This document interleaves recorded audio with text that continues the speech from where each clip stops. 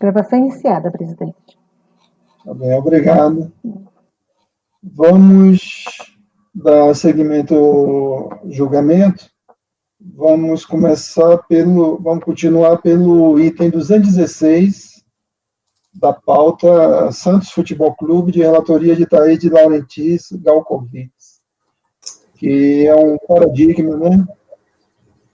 Para do 217, até qual número, Thaís, sabe? São muitos, né? Até o 267. 267. Com a palavra, conselheira. Obrigada, presidente.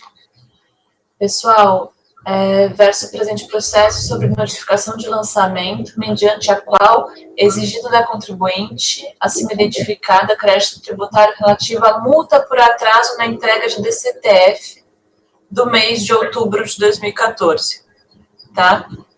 Eu vou tirar o mês de outubro de 2014 depois, porque ele é repetitivo. Então, eu acho que deve ter de outros meses, tá?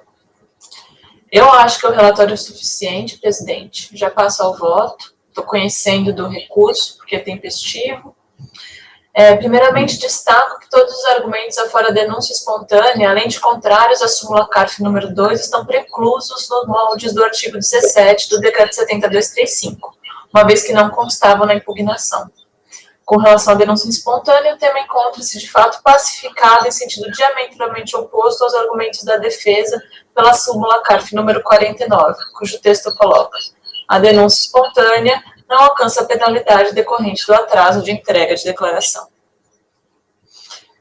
Tal enunciado simular é plenamente aplicável ao caso da recorrente de entrega intempestiva de DCTF, como impõe não só a aplicação da antígula súmula em questão, como também a atual e uníssona jurisprudência deste Conselho. Por todos, cito o acórdão 1302004994 de dezembro de 2020, sobre o DCTF, aplicando a mesma súmula. Dessarte, voto no sentido de negar provimento ao recurso voluntário. Ok, algum pedido de esclarecimento? Conselheiro Silvio Renan, como vota? Com a relatora. Conselheira Maísa, como vota? Com a relatora. Conselheiro Marcos Roberto, como vota? Também acompanha a relatora. Conselheira Cíntia Helena, como vota?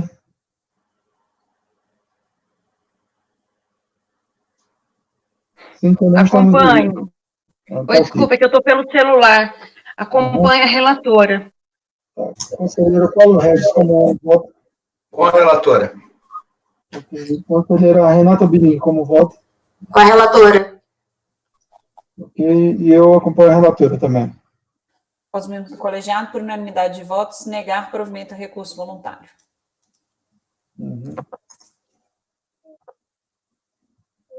Vamos seguir a ordem aqui, até a conselheira Cíntia resolver o problema de conexão dela. Próximo processo é meu, é o 268, da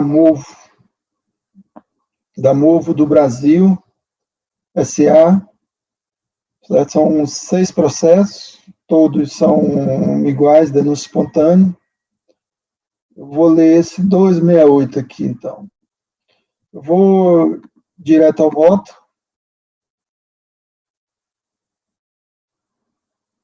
Eu vou ler o relatório aqui, que é também pequenininho, certo? Aí acho que não vai atrasar muito, não.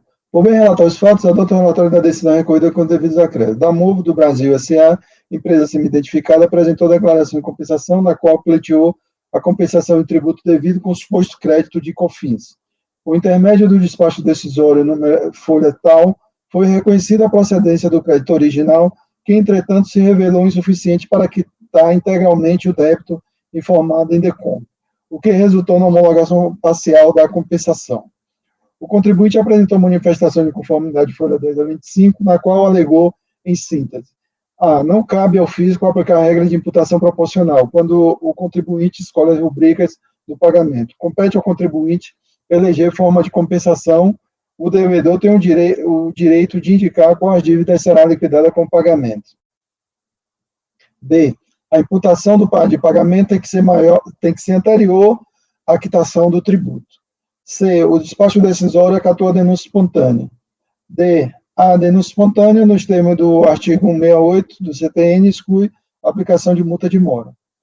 E. Requer a suspensão da exigibilidade do crédito tributário e a homologação total das compensações.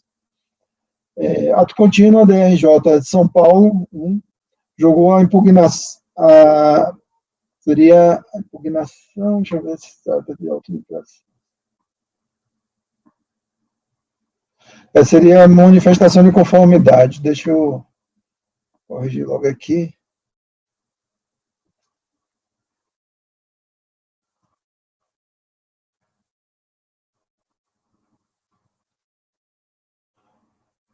A DRJ de São Paulo não julgou a manifestação de conformidade do contribuinte nos termos sintetizados na ementa do acórdão recorrido. A seguir está escrito.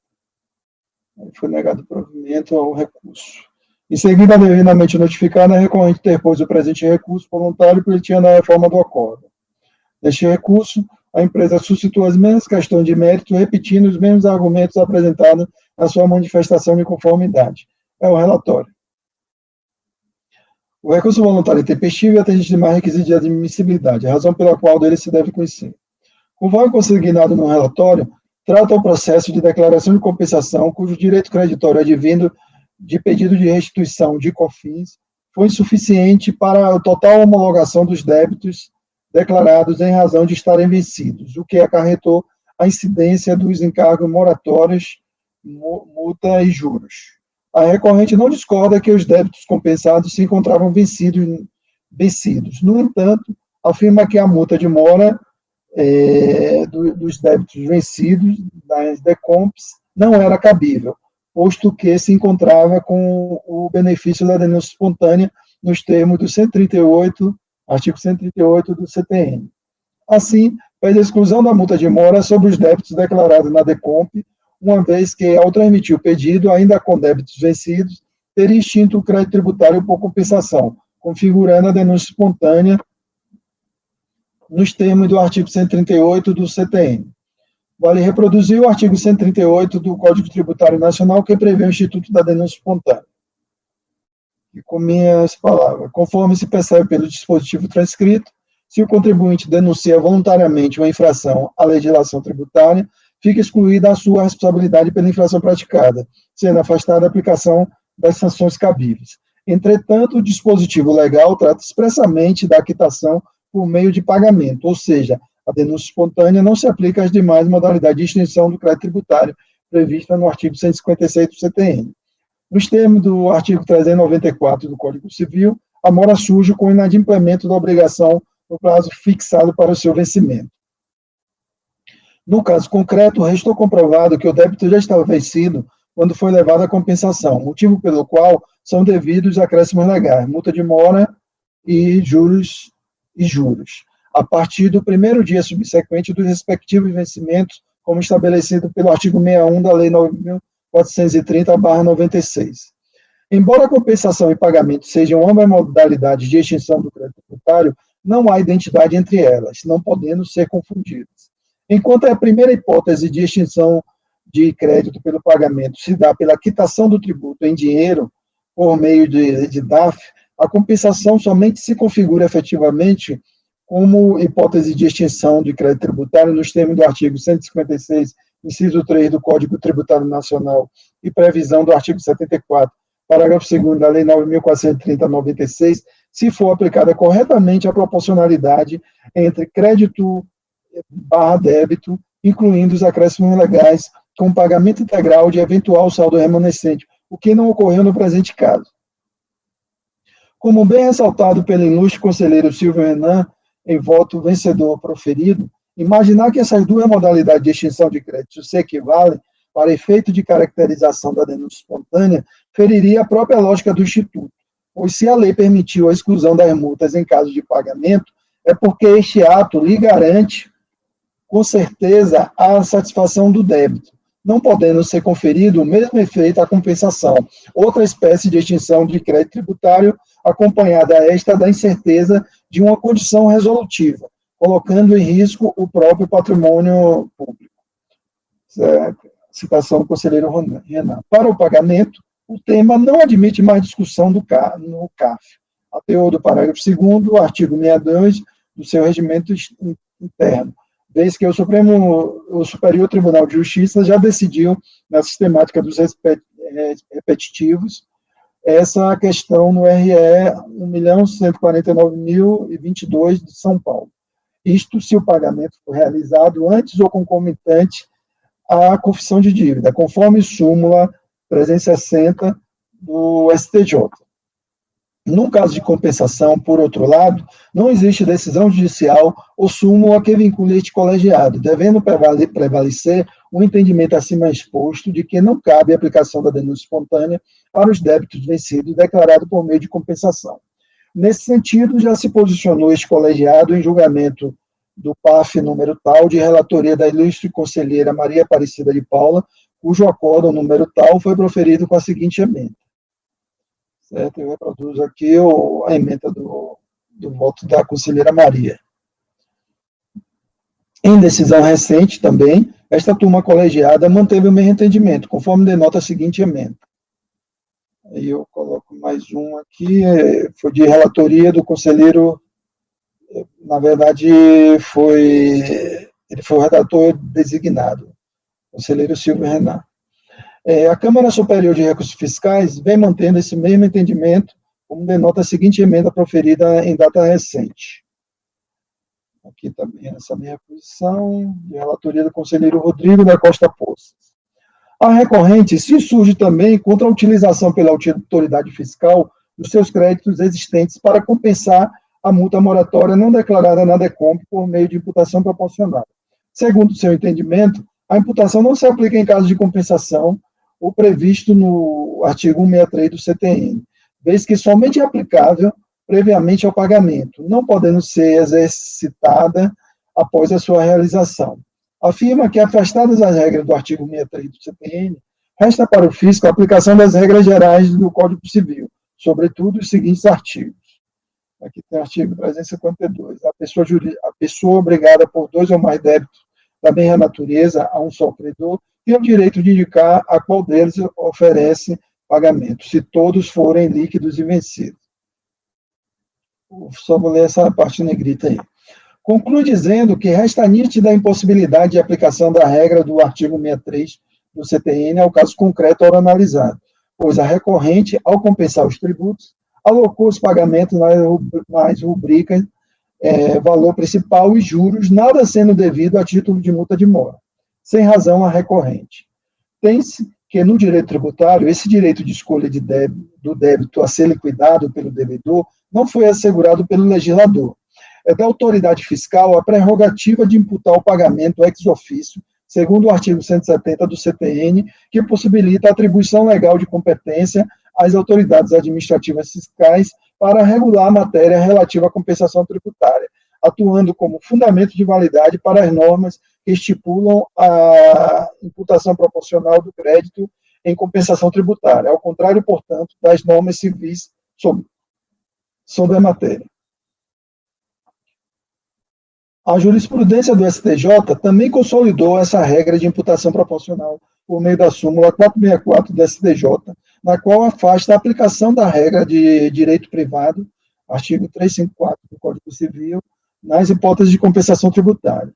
O conteúdo da súmula é: a regra de imputação de pagamento estabelecida no artigo 354 do Código Civil não se aplica às hipóteses de compensação tributária. Ok? Vale reproduzir julgado do STJ, no qual se decidiu que a imputação proporcional de crédito em compensação tributária reputa-se legítima. Aí eu reproduzo aqui, só vou ler a parte, deixa eu ver, vou ler a parte negrita aqui. Item 8 aqui, destarte, o próprio legislador excluiu a possibilidade de aplicação de qualquer dispositivo do Código Civil à matéria de compensação tributária, determinando que esta continuasse regida pela legislação especial. O enunciado número 19 da Jornal de Direito Civil, SEG/STJ, consolida esse entendimento. 19, artigo 374. A matéria da compensação no que concerne as dívidas fiscais para fiscais de Estado e Distrito Federal e Município não é regida pelo artigo 374 do Código Civil. Deveras, o artigo 379 prevê a aplicação de regras de imputação de as compensações, sendo certo que a exegese do referido diploma legal deve conduzir à limitação da sua eficácia às relações regidas pelo direito civil, uma vez que em seara de direito tributário vige o princípio da supremacia do interesse público, mercê do artigo 354, ao disciplinar a imputação do pagamento no caso de amortização parcial do crédito por meio de compensação. Ressalvar os casos em que haja estipulação contrária, exatamente em virtude do princípio da autonomia da vontade, o qual,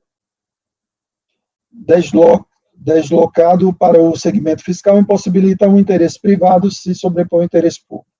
Outro sim, a regra contida no 170 do CTN, possibilitando a atribuição legal de competência às autoridades administrativas fiscais para regular a matéria relativa à compensação tributária, atua como fundamento de validade para as normas que estipulam a imputação proporcional do crédito em compensação tributária, ao contrário, portanto, das normas civis sobre a matéria. Ok? Dando continuidade, item 12 aqui, o parágrafo 12. A Secretaria da Receita Federal disciplinará o disposto nesse artigo, podendo, para fim de apreciação das declarações de compensação e dos pedidos de restituição e de ressarcimento, fixar critérios de prioridades em função do valor compensado ou a ser restituído ou ressarcido e nos prazos de prescrição. Esse é a Lei 9.430, né? Artigo 74. E artigo 66 da 8383 de 91, que estabelece essa competência. Item 12 aqui, evidenciada, por conseguinte, a ausência de lacuna na legislação tributária, cuja acepção é mais ampla do que a adoção de lei, e considerando que a compensação tributária surgiu originariamente com a previsão legal de regulamentação pela autoridade administrativa que expediu as IN 2197, 202/2002, 323/2003, 600/2005 e 900/2008, as quais não exorbitaram do poder regulamentar ao estipular a imputação proporcional do crédito em compensação tributária, reputa-se legítima a metodologia engendrada pela autoridade fiscal, tanto no âmbito formal quanto material.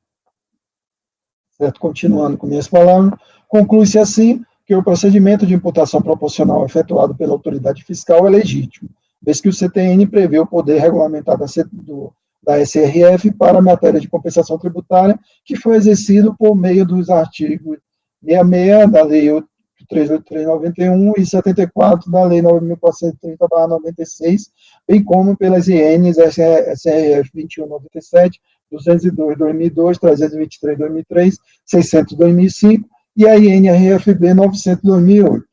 Diante do exposto, voto no sentido de negar provimento ao recurso voluntário. Como eu voto, os outros são a mesma coisa, certo? Acho que só muda o período, eu acho que o tributo também. O tributo que foi, o débito que foi compensado, aliás. Ok? Alguma dúvida? Só queria confirmar, Marcos, você conhece já esse tema, né? Você deve ter julgado já isso. Porque a gente está variando o entendimento da turma a depender de quem está compondo. Então tá bom. Esse tema já sei que é polêmico. Pode deixar. Então tá bom. Conselheiro Silva Renan, como vota? Bom, o tema já é bem conhecido do colegiado, né? A gente já tem, por repetidas vezes, demonstrado que a compensação não serve para fins de denúncia espontânea. Até o próprio voto do relator citou o meu entendimento, então não tem muito o que acrescentar. Quando a questão da imputação, pelo que eu entendi, o contribuinte queria pagar só o principal e não queria pagar juros e multas. E eu acho que a fundamentação foi bem nesse sentido, de que a legislação atribuiu à Receita Federal esse poder, e pelo que até da legislação atual, né? Eu busquei logo da atual, da IN 1717, que fala justamente nesse sentido de que, nos casos de compensação efetuada pelo sujeito passivo, a compensação total parcial do débito será acompanhada da compensação na mesma proporção dos correspondentes acréscimos legais. Então, acho que nesse sentido, o entendimento do contribuinte não encontra procedência e eu acompanho o relator. Ok. Conselheira Maísa, como voto? Presidente, eu vou abrir divergência para reconhecer a possibilidade de fazer a compensação ser uma forma de extinção do crédito tributário e, por isso, ser um meio de realizar a denúncia espontânea. Eu já me manifestei, assim, da mesma forma que o Renan falou, que ele já se manifestou reiteradamente nesse sentido, eu também já me manifestei reiteradamente nesse sentido. A gente, aqui na turma, anteriormente, em novembro de 2016, no acórdão 3402-003486, já era nesse sentido da possibilidade da compensação ser admitida como meio de realizar a denúncia espontânea, né? Tem um acórdão da Câmara Superior mais antigo, 9101, da Câmara Superior da primeira sessão, né, 003689, que eu gosto dos fundamentos de decidir dele, eu não vou ler aqui, mas é exatamente essa questão de que a compensação pode ser utilizada como esse meio, e parece que essa discussão também, como a Thaís colocou aqui na turma, depende da composição lá da Câmara Superior da terceira turma, também tem alterado cada vez a depender da composição. Então, já teve uma manifestação favorável, aparentemente, no início desse ano, mas eu não achei aqui o acordo, eu achei um voto de qualidade. Então, realmente tem tido essa discussão, e só para falar aqui desse caso concreto, a declaração a DCTF do contribuinte foi apresentada no dia 28 de abril de 2005, e as compensações foram realizadas em outubro de 2004. Então, realmente, aqui para esse caso teria, e até, inclusive, foi o pagamento parcial. Ele fez uma parte do pagamento via DARF, e o restante ele fez por meio de compensação sem incidência da multa, só com incidência de juros. Então, ele está completamente correto, eu abro divergência para dar provimento. Ok. Conselheiro Marcos Roberto, como voto? Eu vou alongar, não, é um tema polêmico, eu já comentei ainda há pouco, existem essas divergências e entendimentos em relação ao que vem a ser denúncia espontânea, com relação ao pagamento ou compensação. Pagamento não há dúvida, mas a compensação existe essa divergência, mas eu concordo com o relator, acompanho o relator. Ok. Conselheira Cíntia Helena, como voto? Oi, eu acompanho a divergência. Tá me ouvindo? Sim. Acompanho a divergência. Conselheiro Paulo Regis, como vota? Acompanho o relator. Ok. Conselheira Renata Belin, como vota? Com divergência. Divergência, ok. Thaís de Laurentiis, como vota? Presidente, também vou poupar, o colegiado sabe minha posição sobre isso. Esse acórdão de 2016 aí é de o meu voto, eu acho. Então, desde então, eu me manifestando no sentido de que é possível, sim, se considerar a compensação como uma forma para atrair os efeitos da denúncia espontânea. Eu acompanho a divergência.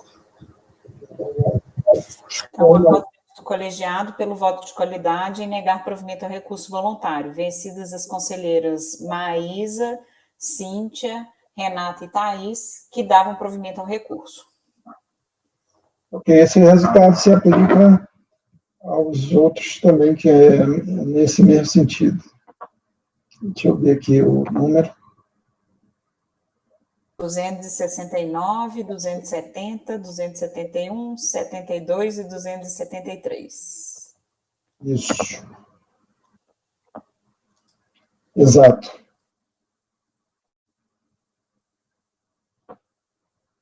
O próximo item da pauta é 274, IBC Indústria Brasileira de Cigarro. Conselheira Cíntia Helena. Eu posso tentar ir para o computador, porque está muito ruim pelo celular aqui. Pode tentar. Se você não conseguir, você volta para o celular. Tá bom. Presidente, eu posso sugerir, então, de eu ler o meu da Estela antes da gente fazer isso?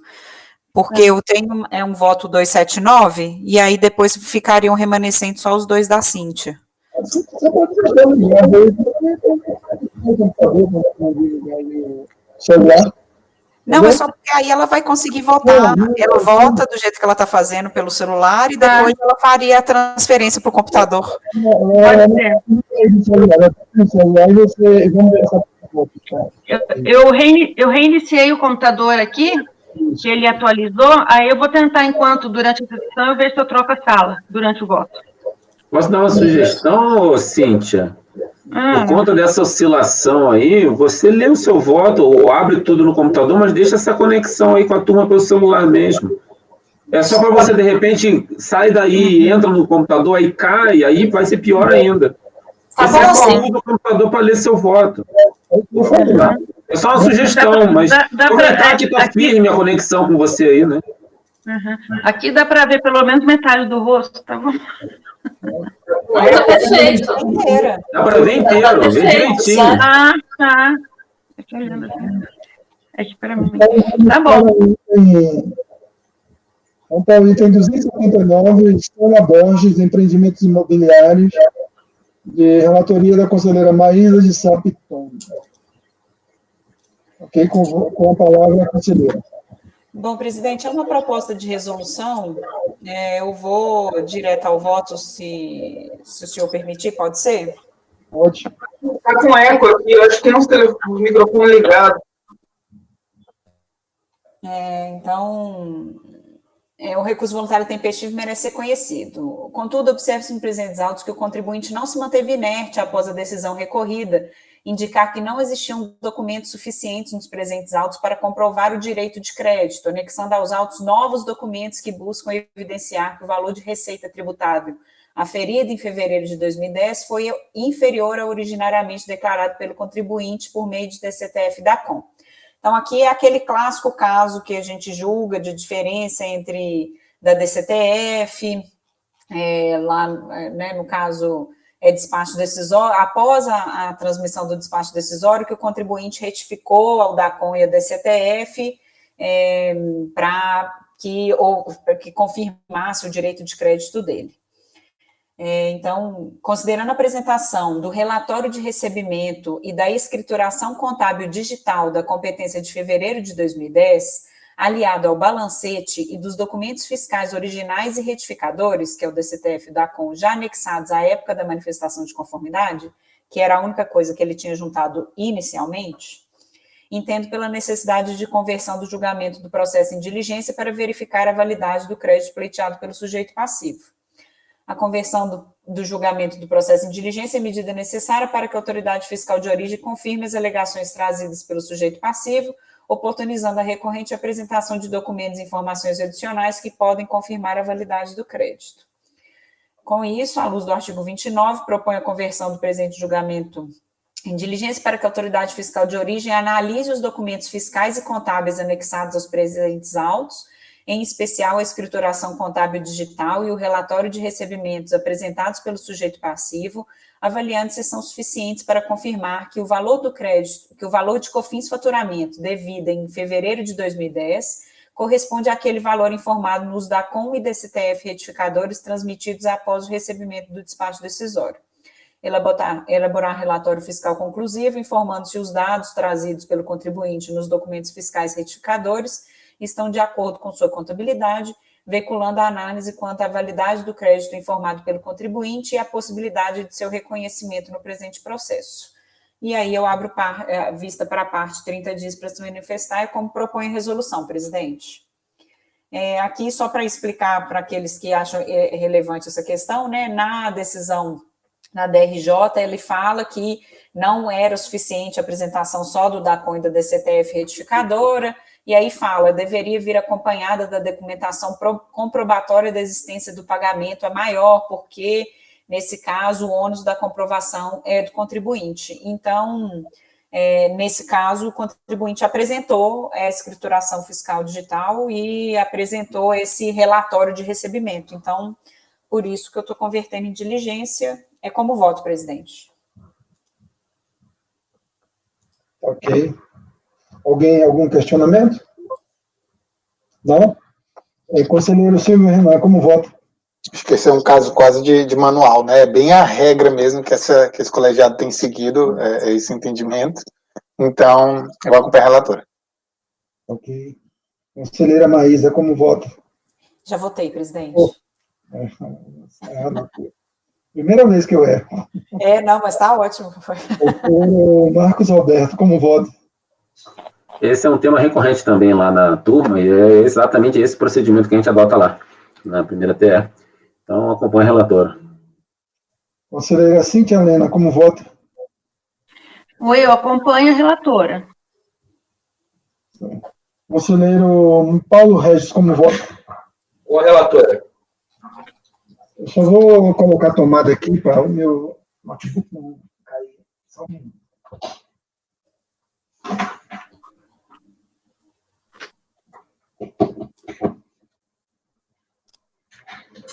Não correr o risco de ficar sem energia. Conselheira Renata Bilim, como vota? Com a relatora. Conselheira Thaís de Laurentiis, como vota? Acompanho. Eu também acompanho a relatora. Resolve os membros do colegiado, por unanimidade de votos, converter o julgamento do recurso em diligência nos termos do voto da relatora. Esse foi o 279, presidente. O 280, o processo da macro atacadista, foi retirado de pauta por solicitação do contribuinte. Uhum. Ok. Então, vamos para... Então, vamos voltar para o item... Segundo item da pauta de hoje à tarde, né? MAB. Eu posso tentar trocar? Tá muito ruim para mim. Mas Assim, não sai daí, não. Tá, eu não vou sair, eu só vou tentar trocar. Peraí. Tá ok.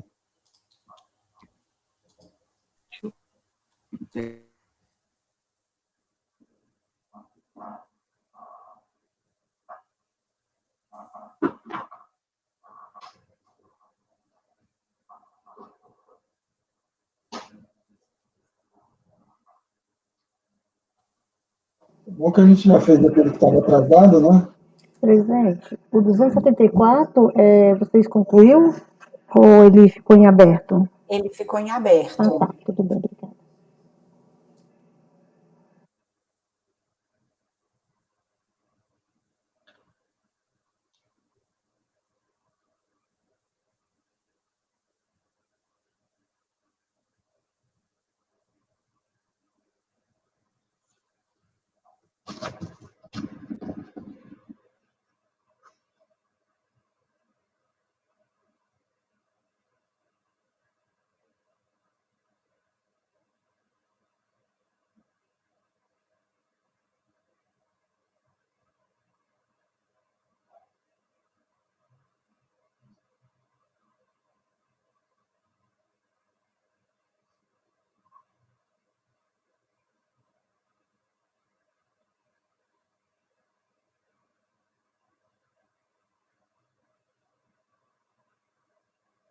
Presidente, eu posso pedir licença, então, enquanto a gente aguarda, para uma questão do bebezinho?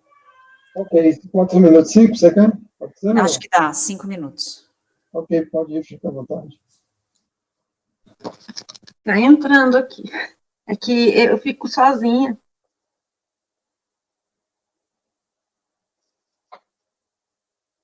A gente para a gravação, presidente, dá intervalo? Não. Como prossegue aqui? Vê se eu já...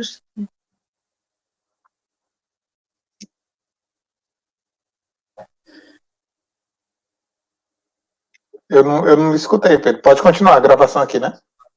Pode continuar a gravação, que a Maísa falou que é rápido, né? Tá bom. Vamos ver se você conecta também.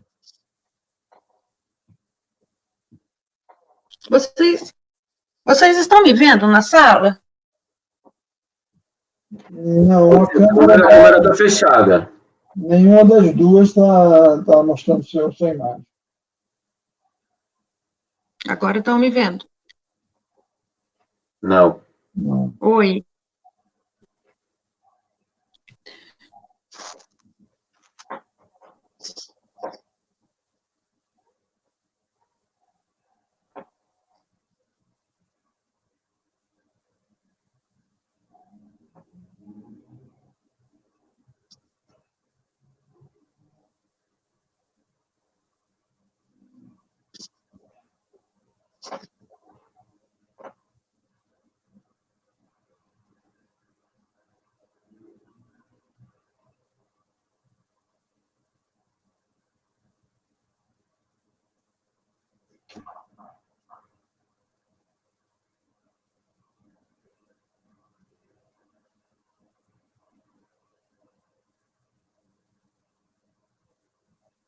Se não entrar até a Maísa voltar, eu fico aqui mesmo. O celular, você... Estou aqui já. A gente não está entendendo.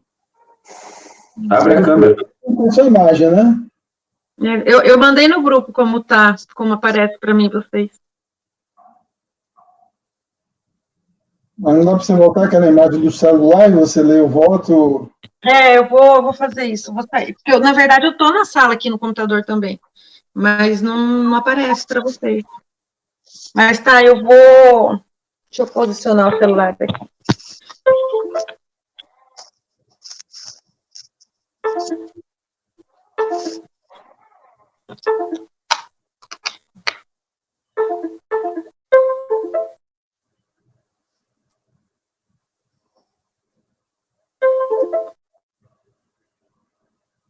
Oi, tá aparecendo eu? Estamos te vendo. Sim. É que eu não me vejo pelo celular. Tá. Aí? Dá para ouvir bem? Dá. Tá.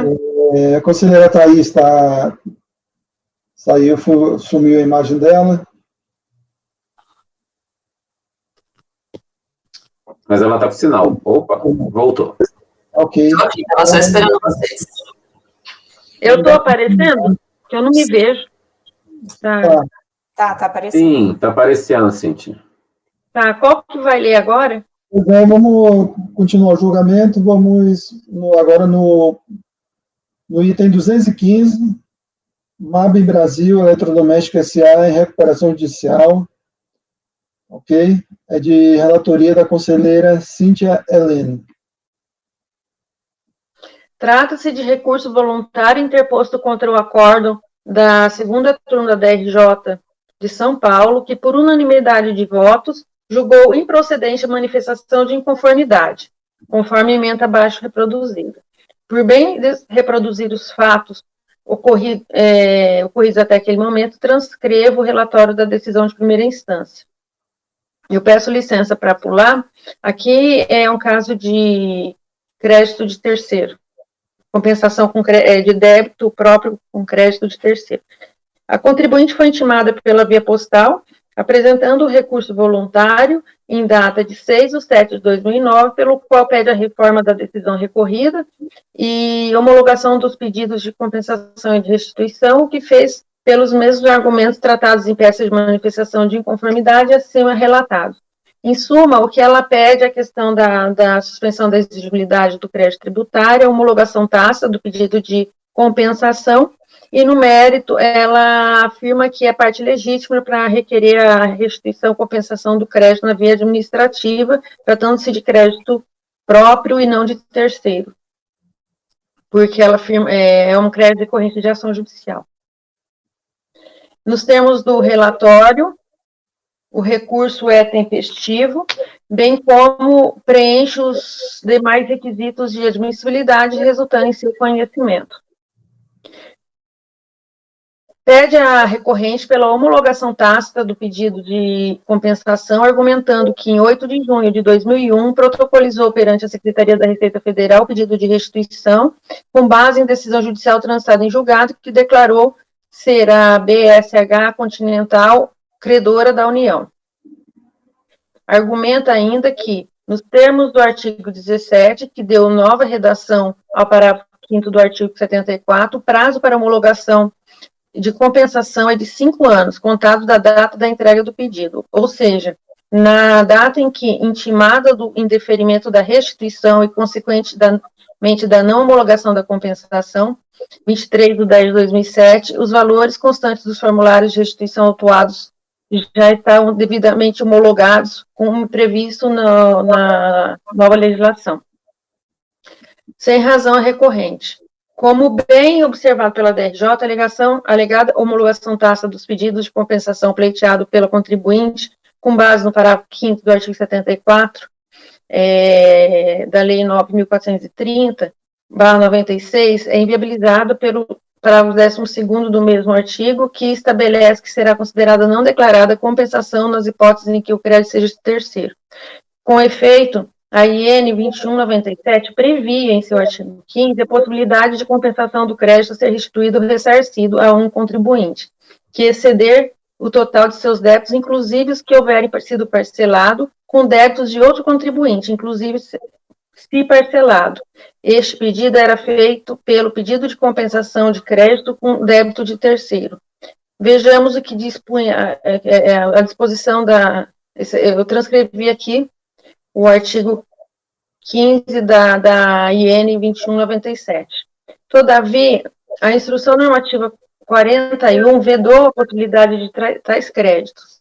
Aqui eu transcrevi o artigo 1º, parágrafo único, e artigo 2º, em que revogou o artigo 15 da IN 2197. Conforme parecer PGFN 1499/2005, os pedidos de compensação pendentes de apreciação pela autoridade administrativa só podem ser considerados declarados de compensação desde o seu protocolo, se observadas todas as demais condições estabelecidas na Lei 9.430/96 e legislação correlata. Muito embora a Instrução Normativa 2197 só tenha sido revogada em 2002,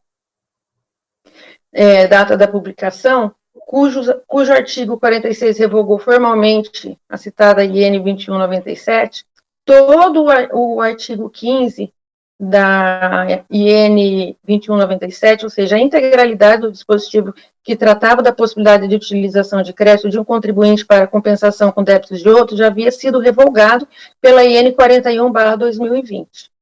Ademais, o artigo 74, parágrafo 4 da Lei 9.430, prevê que os pedidos de compensação pendentes de apreciação pela Secretaria da Receita Federal seriam considerados como declaração de compensação desde o seu protocolo, que, no caso, em análise, ocorreu em 8 de junho de 2001. No mesmo sentido, foi proferida, eu cito aqui uma decisão da Câmara Superior, crédito de terceiro, inaplicabilidade da hipótese normativa que trata da homologação tácita ao pedido de compensação, né?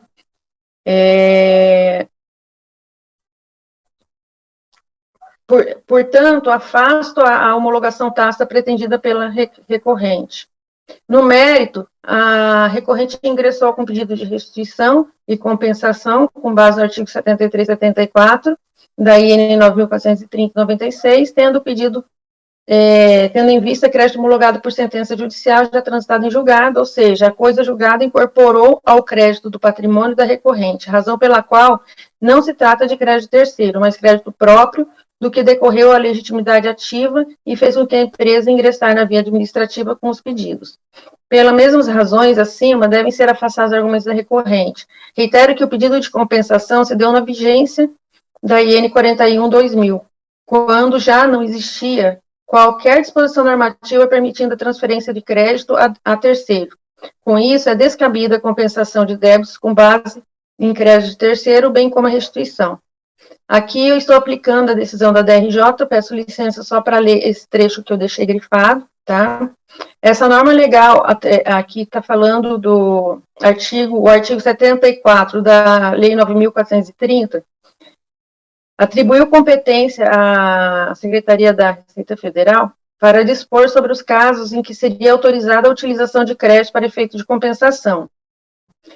No caso, diante da plena competência determinada em lei, a Secretaria da Receita Federal editou a Instrução Normativa 41/2000, que em seu artigo 12 determinou a vedação da compensação de débitos do sujeito passivo relativa a imposto ou contribuição administrados pela SRF com crédito terceiro, e na vigência desse ato foi protocolado o processo que solicitou a restituição. Não vislumbra qualquer razão a recorrente em sua alegação de ocorrência de violação ao princípio da legalidade, visto que a IN 41/2000 decorreu de norma legal que estabeleceu a competência para dispor sobre as hipóteses que seria cabível a compensação de tributos e contribuições. A impossibilidade dessa compensação foi mantida pelos atos administrativos supervenientes, que passaram a indeferir liminarmente os pedidos de declaração de compensação que tivessem por base o crédito terceiro e a vedar tais compensações. Cumpre destacar que o artigo 74 foi alterado pela Lei 10.634/2002, no sentido de que a compensação só poderá ser feita por sujeito passivo que apurar o crédito, inclusive judicial, relativo a tributo e contribuição administrado pela SRF, de forma por igual, permitir a compensação apenas aos casos com créditos próprios, como tratado na legislação então vigente. Então, ou seja, aí ele finalizou, né, que aí só um minutinho, aí tratou aqui também com relação ao pedido de ressarcimento, né, só um minutinho, também, que em relação ao pedido de restituição, o artigo 121 estabelece que o sujeito passivo da obrigação principal é a pessoa obrigada ao pagamento de tributo ou penalidade pecuniária.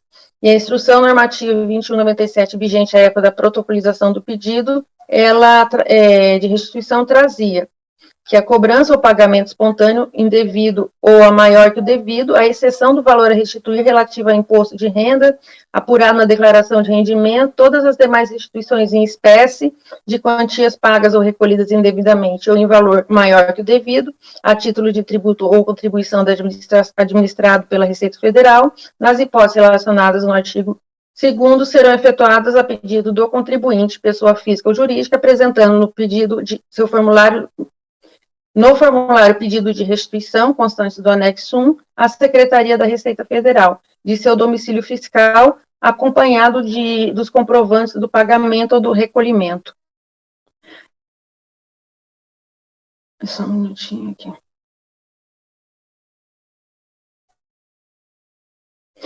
Ou seja, a IN 900/2008 veio a corroborar o entendimento de que somente poderão ser deferidos pedidos de restituição de créditos reconhecidos por decisão judicial, onde o sujeito passivo figura como polo ativo da ação, o que não é o caso. Pelos mesmos fundamentos, mantém a decisão recorrida. Ante o exposto, conheço e nego o provimento ao recurso voluntário. É isso.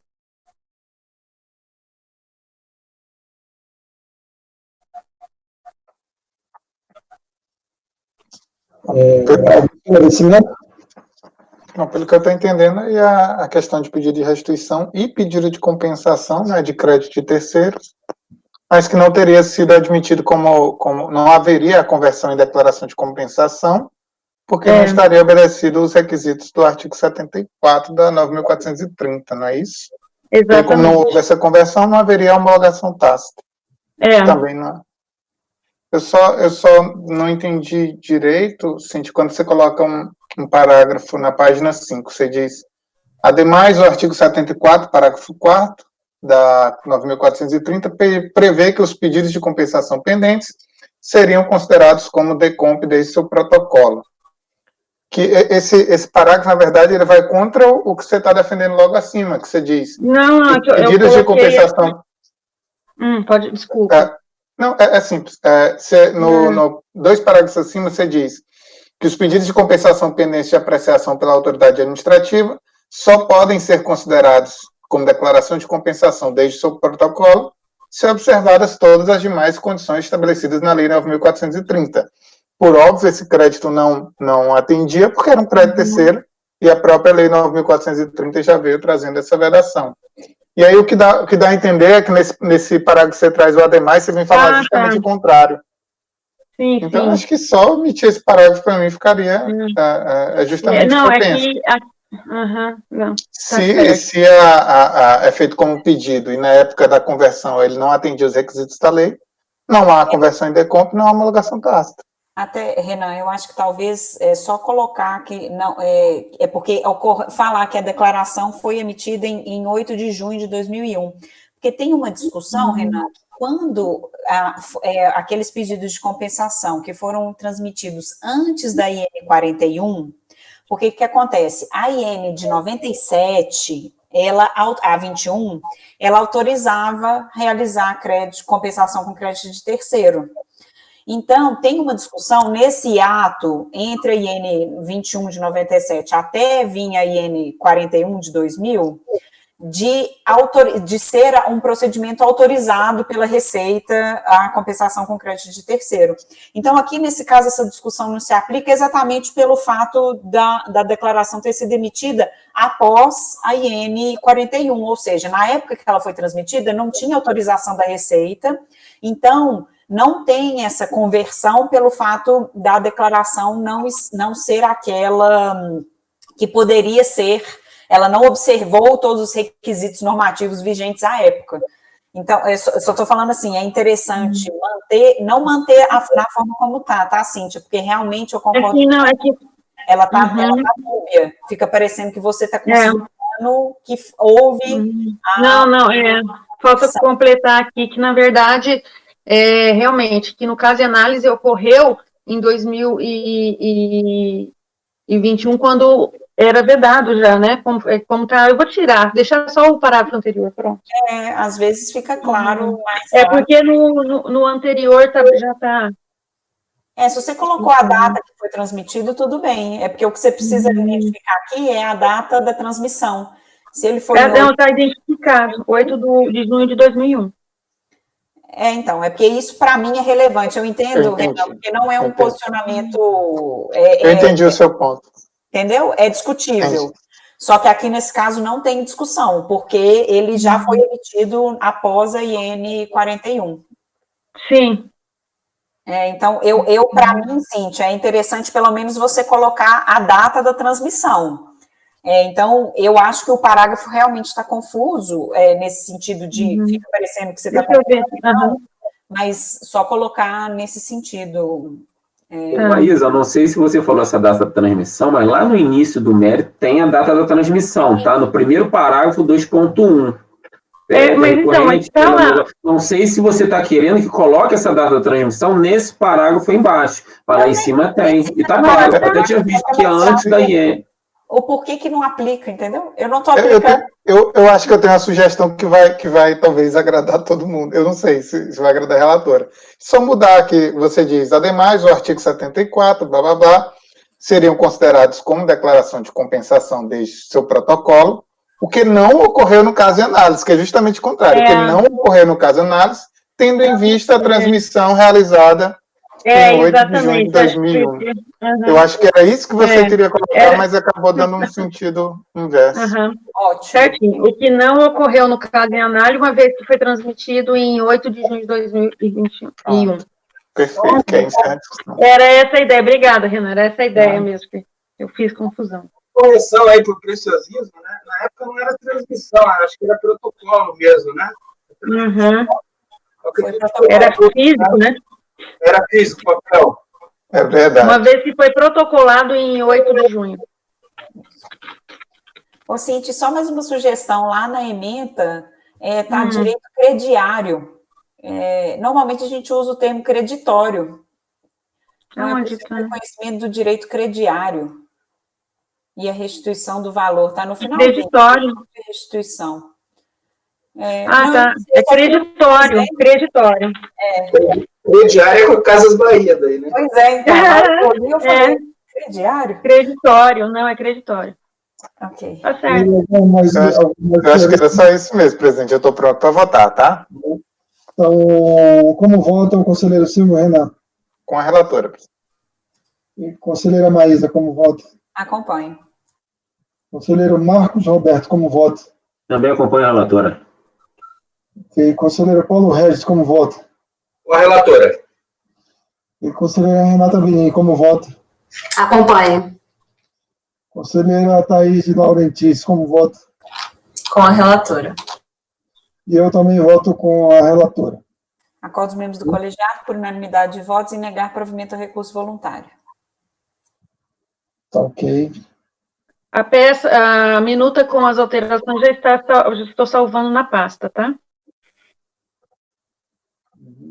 Tá já substituída. Vamos ao último item da pauta.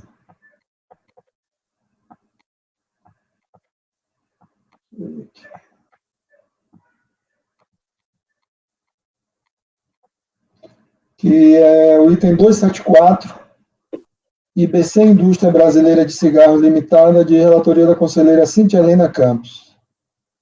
Com a palavra, a conselheira.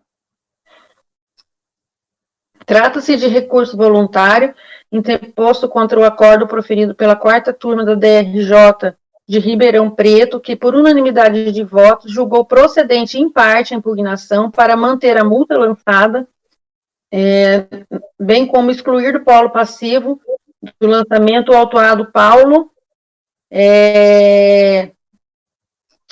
o autuado sócio proprietário.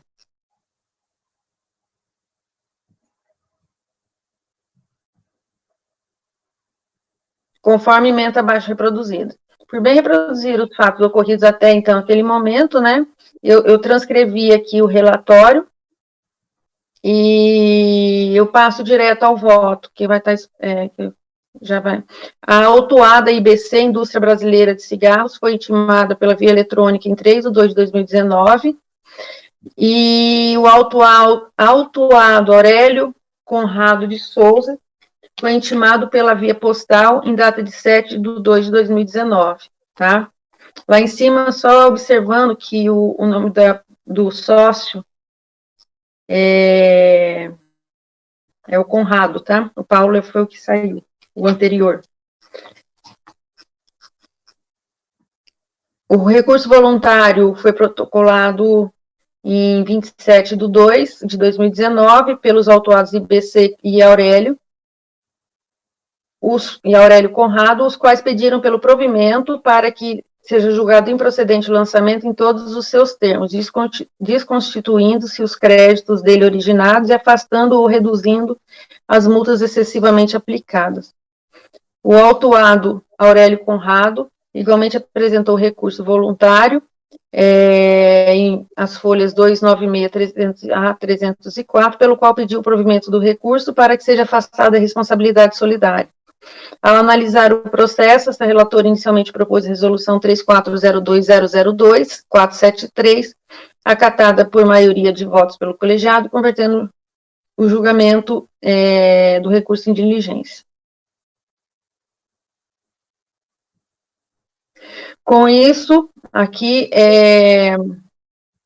a diligência ela tinha por objeto o pedido para que a unidade de origem analisasse os argumentos apresentados em recurso voluntário e alguns demonstrativos colacionados no recurso constantes dos autos, possibilitando exaurir as dúvidas suscitadas, as quais serão tratadas aqui no voto. O termo de intimação fiscal consta as folhas 326, com ciência da contribuinte em 4/5/2020, sem manifestação sobre o resultado. Através do despacho de encaminhamento de folhas 347, os autos retornaram para julgamento. É o relatório. Nos termos do relatório, conforme analisado na resolução, o recurso é tempestivo, bem como preenche os demais requisitos de admissibilidade.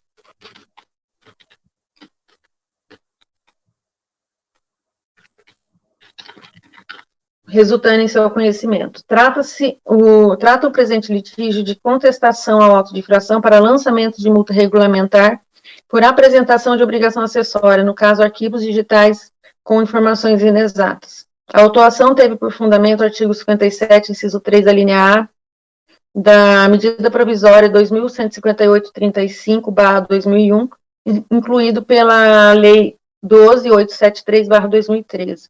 De acordo com o termo de verificação fiscal, a contribuinte apresentou os arquivos do SPED, contábil, ECD, nota fiscal eletrônica, EFD, ICMS-IPI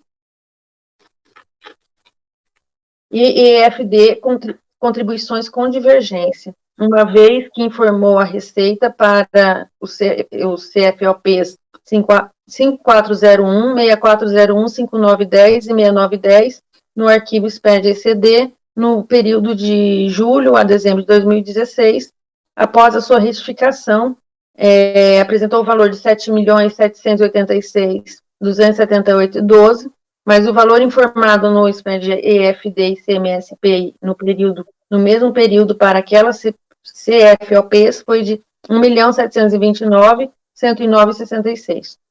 Posteriormente, o SPED-ECD foi retificado, mas remanesceram diferenças dos demais arquivos, os quais foram apurados pela fiscalização, considerando as saídas registradas na ECD para os CFOPs 5401, 6401, 5910 e 6910, e comparou com os mesmos CFOPs da EFD, ICMS e IPI. A recorrente, ela alegou, eu vou ter que ler porque para o colegiado entender, porque isso aqui é mais questão de fato nesse processo. A recorrente alegou em sua impugnação que já havia encaminhado à fiscalização arquivo contendo o SPED, EFD, ICMS, IPI e prestado esclarecimentos, os quais foram ignorados com a penalidade aplicada sem o demonstrativo de cálculo necessário para justificar a divergência apurada, sendo que desconhecimento dos recorrentes a origem dos valores apontados como supostas divergências, motivo pelo qual incide a nulidade do lançamento por cerceamento do direito de defesa. O demonstrativo entregue à fiscalização teve por base as informações constantes dos arquivos do SPED, EFD, ICMS, IPI e EFD contribuições, apresentando o valor de R$ 7.534.156,51 a título de saídas, o mesmo valor, nos CFOPs já mencionados, o mesmo valor apurado por meio da ECD, e bem superior ao valor de R$ 1.729.109,66 utilizado para aplicação da multa. Tais arquivos foram entregues em 18 de nove de 2017, ou seja, antes do termo de início de ciência, lavrado em 17 de 10 de 2017.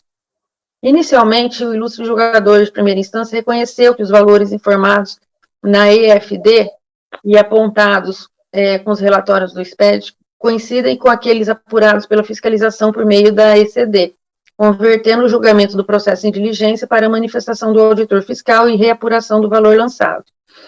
Em resposta, a unidade de origem informou que a base de cálculo da multa correspondeu ao percentual de 3% aplicado sobre o montante de informação inexata, o que foi demonstrado da seguinte forma, que eu colacionei a informação da fiscalização. Esclareceu a fiscalização que a autuação foi embasada na seguinte conclusão: o lançamento foi realizado na data de 5 de 3 de 2018, com base nesses arquivos do SPED baixado pela fiscalização em 6 de 2 de 2018, incidido a multa regulamentar, em razão da divergência de valores de vendas de receitas, identificadas entre o informado pelo contribuinte através dos arquivos e o SPED-ECD e os arquivos SPED-EFD e ICMS-IPI. Foram produzidos pela fiscalização no curso da diligência fiscal e, com base nos mesmos arquivos SPED, considerados na autuação.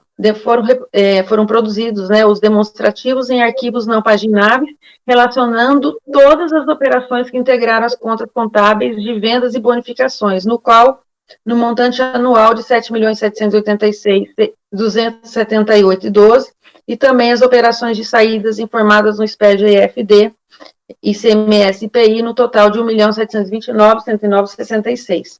A despeito dos valores de saída contidos nos arquivos de nota fiscal eletrônica não terem integrado a base de cálculo da multa regulamentar, o contribuinte foi intimado a retificá-lo e não foi atendido.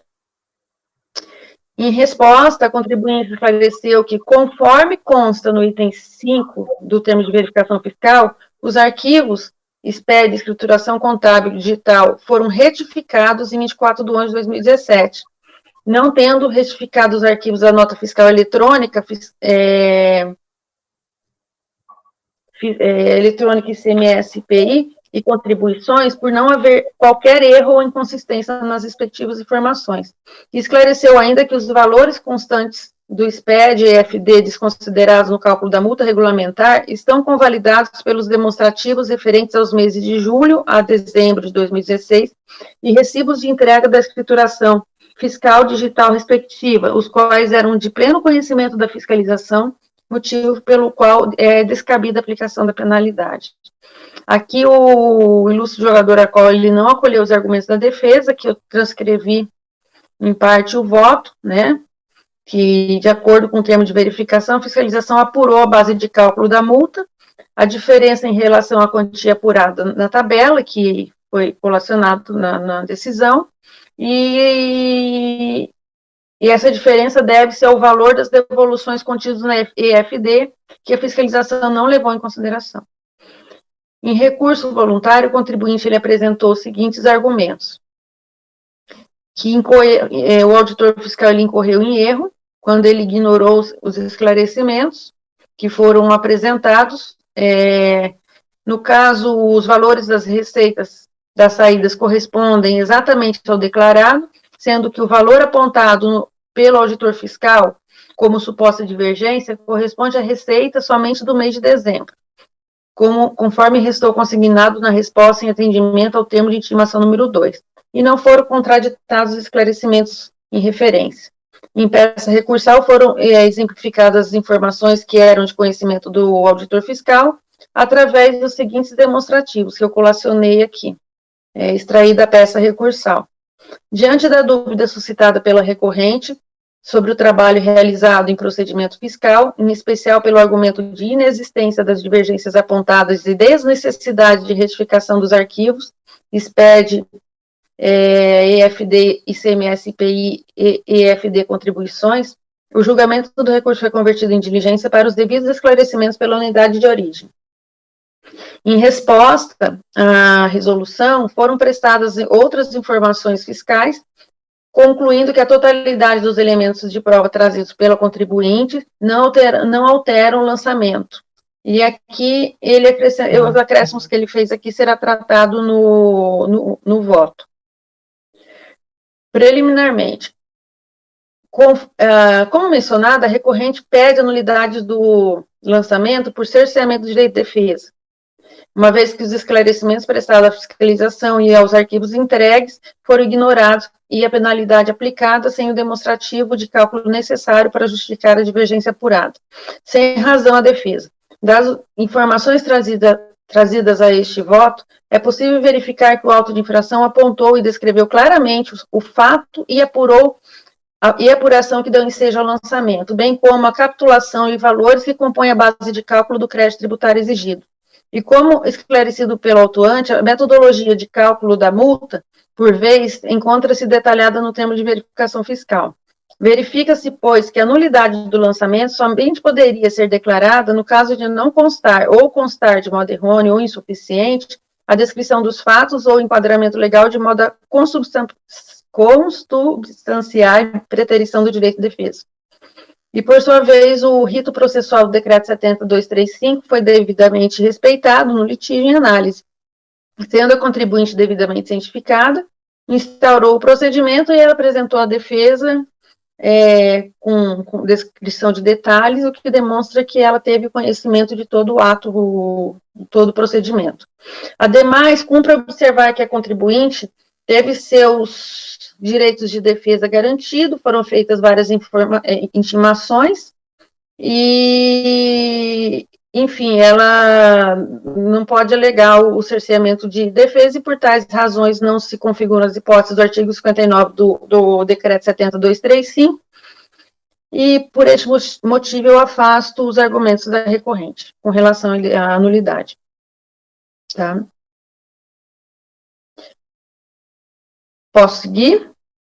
A recorrente, no mérito, a recorrente questiona a autuação, argumentando que os arquivos foram entregues e ignorados também, né? O mesmo argumento de preliminar para cerceamento, ela busca no mérito. E alega que o fornecimento de informações pelos contribuintes, base de processamento pelo fisco em suas diversas frentes de atuação, se dá eletronicamente. Dessa forma, o ateste do efetivo cumprimento da obrigação acessória de apresentar tais informações é materializado através de recibos que contenham chancela ou códigos de recebimento emitido pelos agentes recebedores. Sem razão à defesa. O lançamento em análise teve origem na apuração realizada pelo auditor fiscal da Delegacia DELEX de São Paulo, pela qual foi constatado que o contribuinte informou a Receita no arquivo SPED-ESD, nos meses de julho a dezembro de 2016, após a sua retificação, e após a sua retificação no valor de R$ 7.786.278,12, mas o valor informado no SPED, EFD e CMS-IPI, no mesmo período, para aqueles CFOPs, foi de R$ 1.729.109,66. Em sua impugnação, a contribuinte alega que representou o arquivo durante o procedimento em 18 de 9 de 2017, com receitas referentes a esses CFOPs em questão, e o que foi ignorado, como já mencionado neste voto, o auto de infração ele foi motivado e ele apontou de forma inequívoca a apuração, e a metodologia de cálculo da multa igualmente foi demonstrada, conforme o termo de verificação fiscal. Considerando aqui os esclarecimentos prestados pela unidade de origem na resposta à diligência, os quais não foram contestados pela recorrente, que permaneceu inerte a intimação de folhas 343, cumpre destacar as observações que serviram de base para a conclusão pela procedência do lançamento. Aqui eu trouxe essas planilhas colacionadas da decisão da DRJ, tá?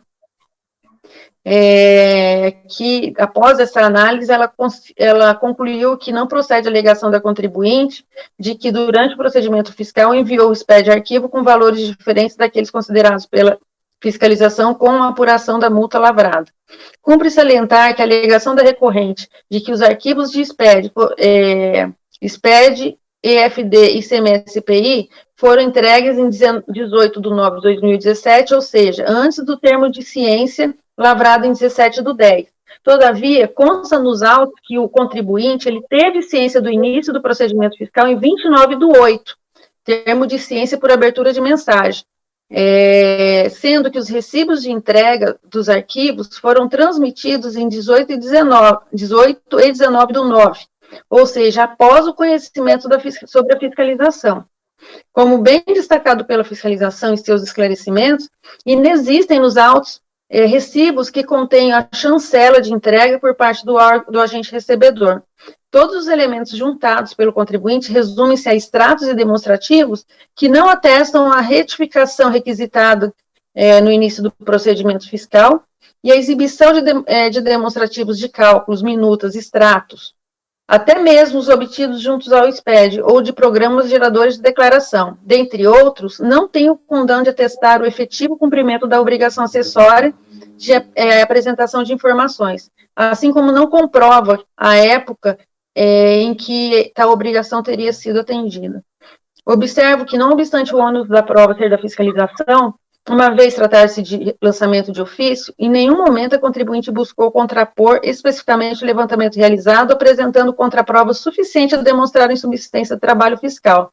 A mera alegação abstrata, sem qualquer elemento de prova, não é suficiente para desconstituir o lançamento.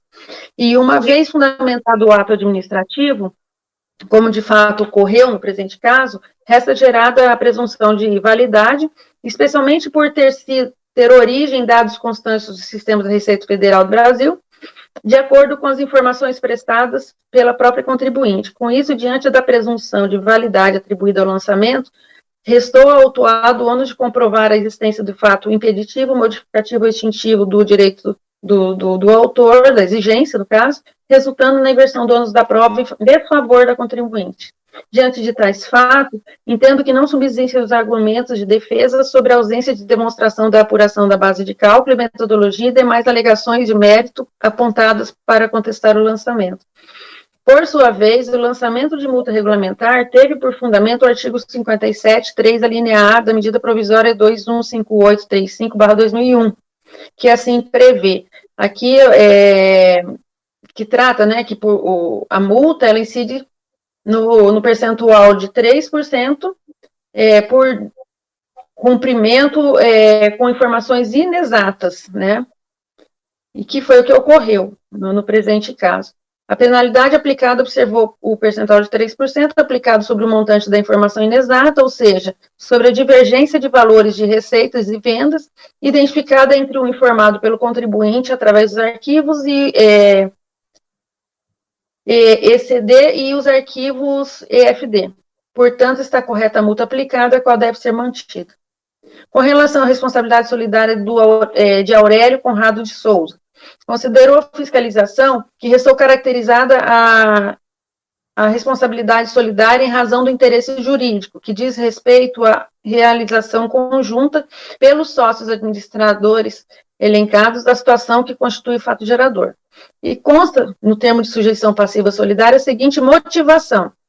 Aqui eu transcrevi para demonstrar que a motivação de inclusão do sócio foi apenas pelo fato de ser sócio, né?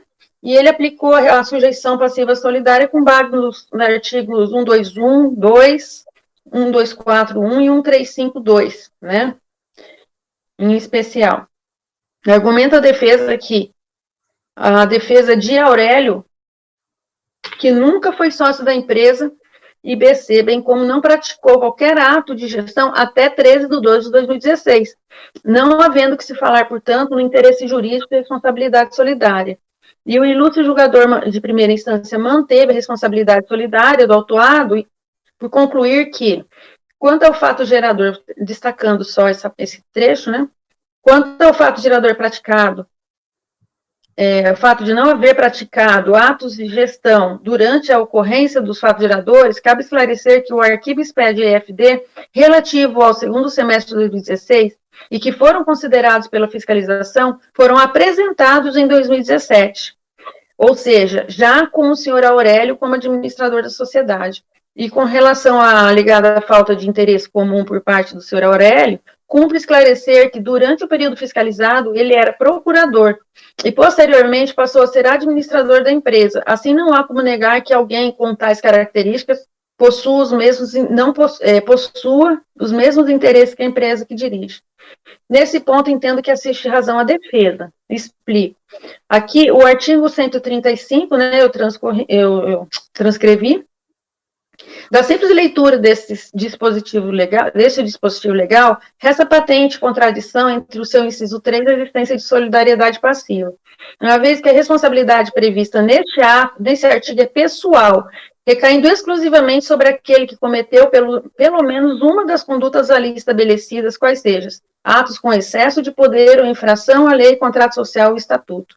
O que o inciso 3 do artigo 135 busca é blindar a empresa, direcionando a dívida tributária para aquele que, agindo por conta própria, pessoal, usurpou poderes que não possuía, além do que era permitido pelo estatuto, pela lei ou pelo contrato social. Logo, na hipótese da aplicação do mencionado inciso, afasta-se de imediato a possibilidade de exigência da dívida do contribuinte, pessoa jurídica, visto que, se a exigência atinge pessoalmente aquele que cometeu o ato infracional contra aquele que representava, não há que se falar em solidariedade entre o infrator e o contribuinte.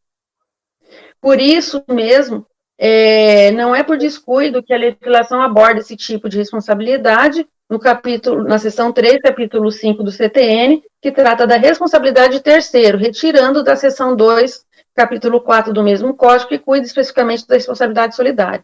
Por outro lado, as expressões de infração à lei, contrato social e estatuto, inserida no artigo 135, devem ser interpretadas em harmonia, de forma que a lei a qual se refere tal dispositivo é aquela que rege as regras societárias e empresariais, assim como o contrato social delimita os poderes da sociedade.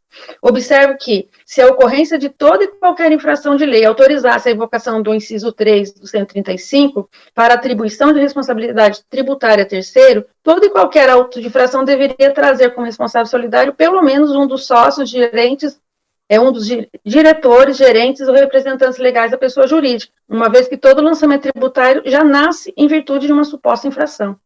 Todavia, a pessoa jurídica tem personalidade jurídica distinta de seus sócios e somente pode ser desconsiderada nas hipóteses previstas pelo artigo 50 do Código Civil, que eu aqui transcrevi. Feita tais considerações, não é possível aceitar que a exceção, que é a desconsideração, passe a ser indiscriminadamente uma regra. Ademais, não há que se confundir a responsabilidade tributária do 135 com a desconsideração da personalidade jurídica do artigo 50 do Código Civil. Primeiro porque os pressupostos para aplicação de cada uma delas são distintos. Naquela, impõe que tenha havido atos praticados com excesso de poder ou infração de lei, contrato social ou estatuto. Nessa, exige que tenha ocorrido desvio de finalidade ou confusão patrimonial. Segundo, porque, no caso do 135, a responsabilidade é pessoal do agente ante o redirecionamento da responsabilidade tributária para aquele que agiu com excesso. Portanto, a personalidade jurídica da empresa continua intacta. Enquanto que na hipótese do artigo 50, a personalidade jurídica da empresa é desconsiderada, confundindo-se com a do sócio. Outro sim, quando o artigo 135 cita atos praticados, depreende-se que tais atos obrigatoriamente devam estar vinculados ao fato gerador da exigência fiscal, ou seja, não é qualquer ato que irá justificar a aplicação da penalidade tributária. Portanto, diante da motivação utilizada pela fiscalização para atribuir a responsabilidade ao senhor Aurélio Conrado de Souza, apenas pelo simples fato de ser sócio, entendo que não resta configurada a conduta necessária para a vinculação com a infração cometida. Da mesma forma, não cabe a fundamentação pelo artigo 124 do CTN. Entendo que a correta interpretação do inciso 1 do artigo 124, ou seja, interesse comum, para fins de existência da solidariedade tributária, ao meu ver, é aquela que considera que o interesse comum é jurídico, advindo da existência de direitos e deveres comuns às pessoas situadas no polo passivo e constitua fato jurídico, ou seja, necessariamente deve existir uma relação tributária que os una. Exatamente por isso, quando atua legalmente o exercício de suas funções dentro dos limites estabelecidos, no estatuto, no contrato social, o sócio-gerente não pode ser considerado solidário com relação ao débito tributário da empresa, com fundamento no inciso 1, porque não é ele quem juridicamente pratica o fato gerador, mas sim a pessoa jurídica. E, embora possa possuir interesse econômico, não tem interesse jurídico no fato gerador. E não se pode conceituar a expressão interesse comum de forma genérica, permitindo que a mesma seja utilizada indistintamente, nas mais variadas situações, inclusive naquela que não apresenta os pressupostos fáticos para o qual foi concebida, desvirtuando o objetivo do legislador numa aparente busca de se manter o crédito tributário a qualquer custo. Esclareça-se também que não está se defendendo aqui que o sócio, sendo ou não gerente, jamais poderá responder pela dívida tributária, mas somente que tal imputação não poderá se fundamentar no inciso 1 do 124, pois a circunstância abstrata imaginada pelo legislador, que originou o referido dispositivo legal, qual seja a pluralidade de contribuintes de interesse comum, na ocorrência do fato gerador, via de regra, não se molda tal situação. Por tais razões, voto para que seja afastada a responsabilidade solidária em análise. Ante o exposto, conhecido parcial provimento do recurso voluntário para excluir do polo passivo do lançamento o senhor Aurélio Conrado de Souza. É como voto. Ok, Cíntia. Desculpa, eu li corrido por causa do horário. Alguma dúvida? A questão aqui é que a infração ocorreu, não foi comprovada, não tem como afastar o lançamento, principalmente porque quando ele transmitiu os arquivos com aqueles valores, realmente ele já tinha conhecimento do termo de início, né? E ele não contrapôs as provas. Mas a questão da responsabilidade solidária, simplesmente por lavrar um termo de sujeição passiva, incluindo no 121 e no 135, pelo fato de ser sócio, não entendo que ocorra. Como eu disse, se for assim, então, todos os sócios gerentes têm que ser incluídos sempre. Não é o caso aqui. Cíntia, só uma observação, a sua resolução foi aprovada por unanimidade, tá? Lá no relatório está falando que foi maioria, mas foi unânime, pelo menos. Foi unânime? Eu tinha visto. Foi a outra, que teve uma que o Pedro tinha divergido. Não, lá foi acho que foi, eu me confundi. Tá. Ô, Cíntia.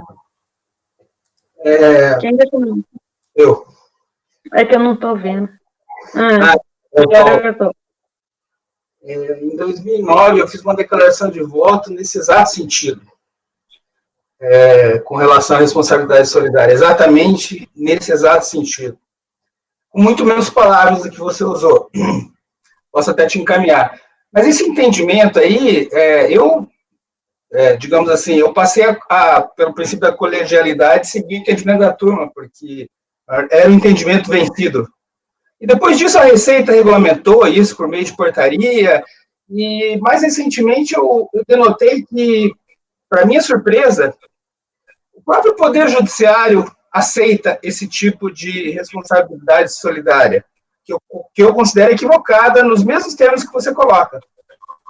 De forma que eu não sei como é que está no CARF, eu não fiz essa pesquisa, eu desconfio que também seja o entendimento majoritário da possibilidade dessa responsabilidade solidária, não sei, mas eu me dou por vencido, né? Eu acho que essa é uma luta já vencida, que até por causa da regulamentação da Receita, o entendimento da Receita não é ele, e, como eu disse, do Judiciário também.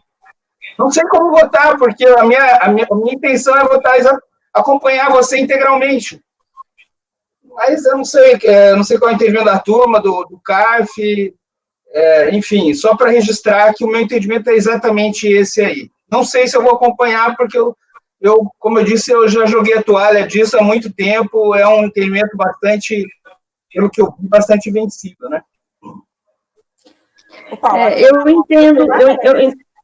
Eu entendo que a responsabilidade tributária, solidária, ela tem que ser tratada caso a caso, né? A gente não pode pegar uma situação geral, como eu mencionei aqui. Não dá para transformar a exceção em regra, né? Então, eu sinto bem a vontade de votar assim. O fisco faz isso para aumentar a garantia do crédito tributário, por causa dos sócios variantes e tudo mais. Esse é o motivo.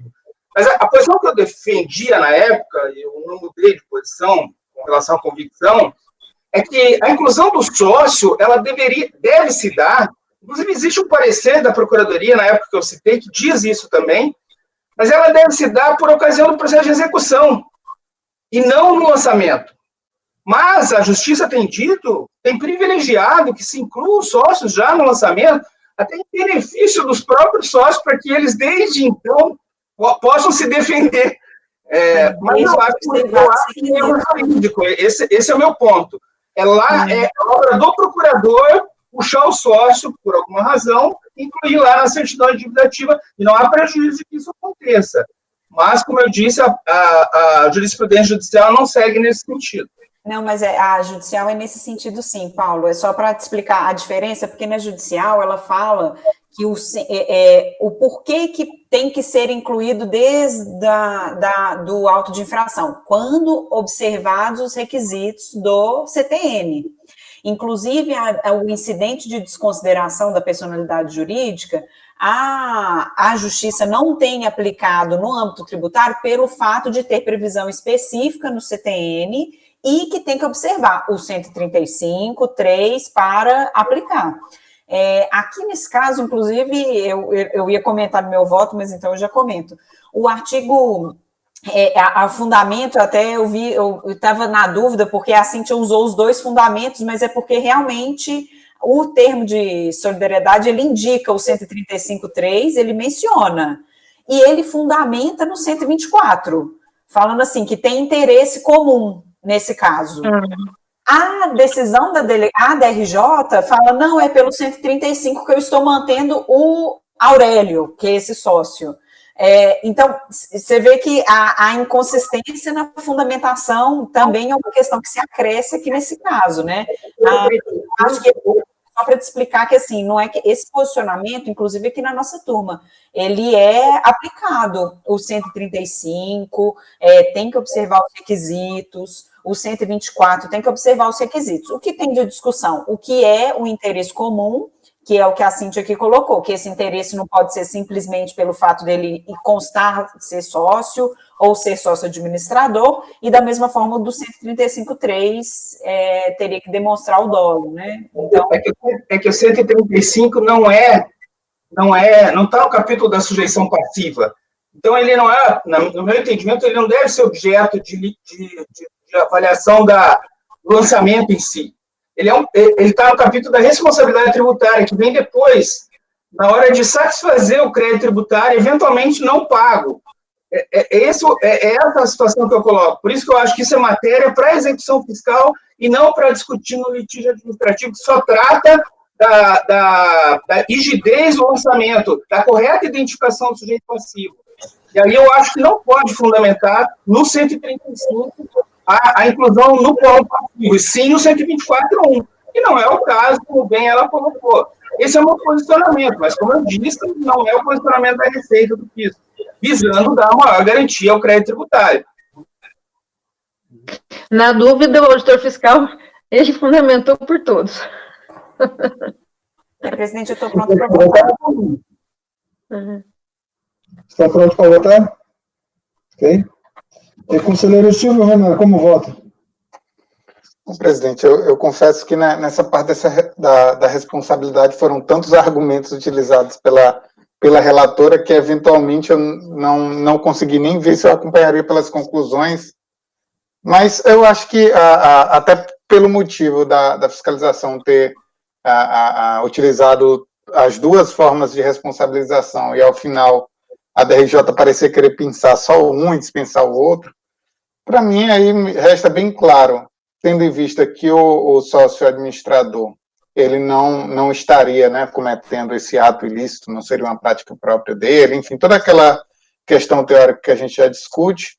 Então, nesse ponto da responsabilidade, eu também acompanharia, como também na questão da relação das multas, eu acho que é até mais simples, porque simplesmente porque a multa em si foi lavrada por uma questão formal. Uma das escriturações continha um valor com a totalidade, pelo menos a princípio, dessas operações realizadas, e o contribuinte apresenta a sua outra declaração e aí ele omite ou até declara de uma forma inexata essas outras operações que, apesar de constar da sua contabilidade, não estariam sendo declaradas ao fisco na EFD. Então, nesses termos, eu acompanho a relatora. Ok. Conselheira Maísa, como vota? Presidente, também quanto ao mérito, eu também vou acompanhar. Quanto à responsabilidade, eu já me manifestei, né? Eu acompanho. E quanto ao mérito, eu também vou acompanhar. Eu acompanho a relatora. Okay. Conselheiro Marcos Roberto, como vota? Eu vou acompanhar a relatora, não vou me alongar muito não, pelo andar da hora. Só vou ressaltar um ponto sobre essa responsabilidade solidária, que realmente, né, só um detalhezinho que o relator colocou, imagina se em todos os casos você vai atribuir a responsabilidade solidária só pelo simples fato dele ter um interesse comum. Não é nem interesse comum, ele é apenas um gestor. Senão não haveria aquela diferença, né, da personalidade jurídica, da pessoa jurídica e da pessoa física. Só se houver aqueles casos que a gente já conhece em lei, que tem que ser atribuída a responsabilidade solidária, sim. Mas acompanhe a relatora. Ok. Conselheiro Paulo Regis, como vota? Eu acompanho a relatora. Ok. Conselheira Renata Bini, como vota? Acompanho integralmente a relatora.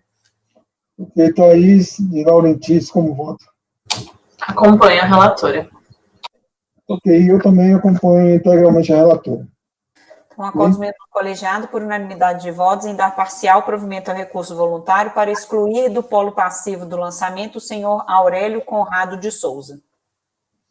Ok. Com isso, encerramos a pauta de hoje, à tarde. Pediria para o apoio encerrar a gravação.